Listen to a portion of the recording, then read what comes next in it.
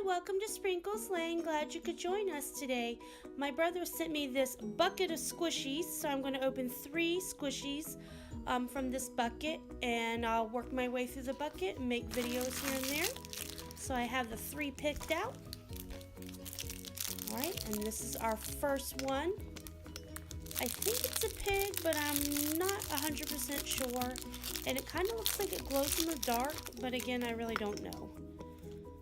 But it's adorable. Look at the little tail. How cute. Look how squishy. Alright, and our second one is a dog. And this one also is adorable. I like the little nose.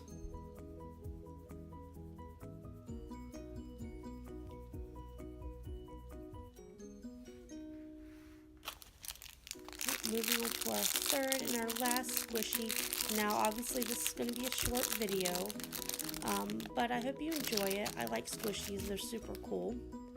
And look at this fish one. So neat. I like the detail that's on it with its tail and the like scales. Super cute. Alright, so there they all are. So I will be doing more videos with the squishies in the future, so be looking for those. I know this was super short, but I hope you enjoyed it.